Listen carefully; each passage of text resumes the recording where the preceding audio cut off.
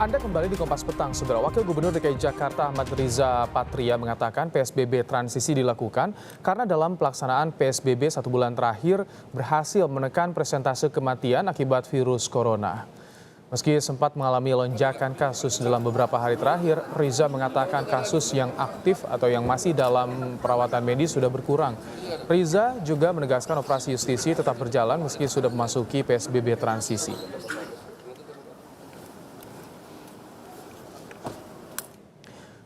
Dan inilah data kasus positif COVID-19 Jakarta dalam kurun waktu 7 Oktober hingga 10 Oktober yang terus mengalami kenaikan rata-rata 1.000 kasus per harinya.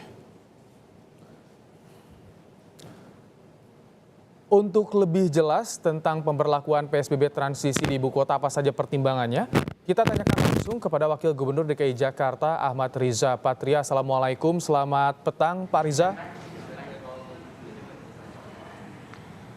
Selamat petang. Baik, Pak Riza, Pak Wagub, ini Jakarta kan angkanya masih tinggi, kasus harian penambahannya masih tinggi rata-rata 1.000 per harinya. Kenapa kok Jakarta tiba-tiba memutuskan diterapkan kembali PSBB transisi, Pak Wagub? Jadi kenapa Jakarta memperlakukan PSBB transisi dengan pelonggaran di beberapa unit kegiatan? Kalau kita mengacu data yang ada, yang kita miliki, dalam 14 hari terakhir, persisnya antara 25 September sampai 9 Oktober, itu peningkatan kasus aktifnya hanya 3,81% ya. Yang sebelumnya, 14 hari sebelumnya antara 11 sampai 25 September itu 9,8%. 2 minggu sebelumnya lagi, itu tanggal 29 Agustus sampai 11% itu sampai 63,63. Jadi ada pelambatan ya, peningkatan yang signifikan. Kalau kita lihat kurva ya, sejak pelonggaran itu di tanggal 5 Juni sampai dengan hari kemarin, 2 minggu kemarin sebelumnya memang ada peningkatan yang cukup signifikan. Tapi 2 minggu terakhir ada pelambatan kasus aktif, didukung oleh jumlah persentase kesembuhannya meningkat sampai 82,3% dan angka kematian terus turun sampai 2,2%. R0-nya juga turun lagi sampai 1,07. Didukung lagi oleh berbagai fasilitas sarana prasarana yang terus kita tingkatkan terkait ruang ICU, laboratorium kita meningkat sudah mencapai 58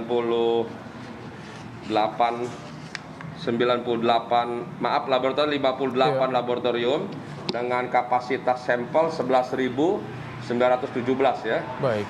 Juga didukung oleh rumah sakit rujukan sudah mencapai 98 rumah sakit rujukan yang ada di Jakarta. Belum lagi tenaga kesehatan yang terus ditingkatkan, sarana prasarana lainnya.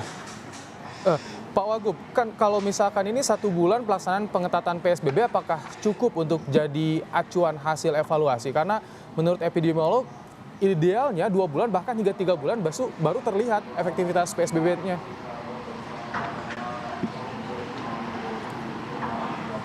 Ya tapi kan semuanya ini memang kita kan evaluasi setiap 2 minggu, kemudian setiap minggu bahkan ada evaluasi harian ya, yang terus kita koordinasikan dengan para pakar, para ahli. Jadi ada hitungannya tersendiri secara khusus terkait pengambilan kebijakan. Prinsipnya Pak Gubernur, kami semua dalam mengambil kebijakan harus merujuk pada fakta dan data yang ada, juga masukan-masukan dari pakar epidemiologi dan juga dari sektor-sektor lainnya. Dan kami memberanikan diri melakukan PSBB transisi kembali dengan membuka beberapa unit kegiatan yang sebelumnya memang ditutup. Tapi dengan pengendalian yang ketat. Di antaranya semua unit-unit yang kita buka, kita minta didata ya, didata pengunjungnya atau jamaahnya. Pendataan ini penting bagi kita semua untuk memastikan kalau nanti ternyata ada yang terpapar di satu unit kegiatan, katakanlah di pabrik, di kantor, atau di restoran, bahkan di rumah ibadah, untuk memudahkan kita semua untuk melakukan testing, kontak tracing, pencegahan dan penanganan. Jadi sekali lagi pendataan ini dimaksudkan semata-mata untuk kepentingan kesehatan dan datanya tidak diperkenankan diberikan kepada pihak manapun kecuali dinas terkait. Pak Wagub, apakah tidak diperhitungkan, tidak khawatir nanti kalau misalkan kembali ada peningkatan kasus yang tidak terkendali? Terlebih kemarin Jakarta kan ada momen demo besar-besaran yang banyak melanggar protokol kesehatan, Pak Wagub. Ya betul, memang di beberapa hari kita ada demo yang cukup besar, ada 1192 ya pendemo yang diamankan, dan jumlahnya lebih dari 50% itu bukan warga Jakarta, dan lebih dari 50% juga anak-anak remaja, bukan mahasiswa dan bukan buruh ya. Ini yang kami sayangkan. Dan ada 254 yang sedang didalami yang melakukan perusakan atau melakukan anarkis. Tentu ini kami sesalkan. Dan sudah dilakukan juga rapid test oleh Polda dan dinas terkait, dan ada 14 yang dinyatakan reaktif dan ditindaklanjut ke dinas kesehatan dan lain sebagainya. Iya. Jadi memang ada kekhawatiran kita, mudah-mudahan ke depan tidak ada lagi demo. Kita tidak melarang menyuarakan aspirasi, tapi kami minta aspirasi disampaikan secara konstitusional melalui Mahkamah Konstitusi terkait undang-undang, melalui pertemuan-pertemuan secara persuasif. Baik. Dan kalaupun terpaksa melakukan demo, kami minta diatur, jaga jaraknya, menggunakan masker, diberitahu. Dan sekali lagi mohon jangan sampai merusak fasilitas umum, apalagi fasilitas transportasi umum yang digunakan oleh masyarakat. Baik. Banyak ya. Pak Wagub, Dan kami minta ini di masa pandemi COVID ini untuk tidak melakukan kerumunan-kerumunan. baik, yang juga jadi sorotan kabarnya bioskop ini akhirnya dibuka di Jakarta. Ini urgensinya apa, Pak Wagub? Kan kalau ruang tertutup itu justru tingkat penularannya, resiko tingkat penularannya semakin tinggi. Bagaimana nanti pengaturan, pengawasan untuk di bioskop, Pak Wagub? Ada beberapa unit ini buka seperti tempat wisata ya, Taman Mini, Ancol, dan Ragunan, tapi dengan syarat hanya 25%. Kemudian dibeli tiket secara online, ada pengaturan pendataan khusus dan protokol COVID yang ketat. Begitu juga di ruang fitness juga begitu, terbatas jumlahnya, hanya 25% dengan pendataan dan protokol COVID yang ketat. Termasuk bioskop memang kita buka ya mulai besok sampai tanggal 25 dengan ketentuan yang sangat ketat dan hanya diberi kesempatan maksimal 22%. Ruang-ruang bioskop itu harus para petugas menggunakan masker, face shield dan sarung tangan. Juga para penonton juga harus membeli tiket secara online. Tidak diperkenakan makan di tempat bioskop secara prasmanan, hanya boleh secara box begitu ya. Kemudian juga restoran yang dibuka sampai 50%, tapi kita minta ada pendataan dan jaga jarak sampai dengan 1,5 meter 2 meter. Kecuali keluarga yang makan di restoran. Ya.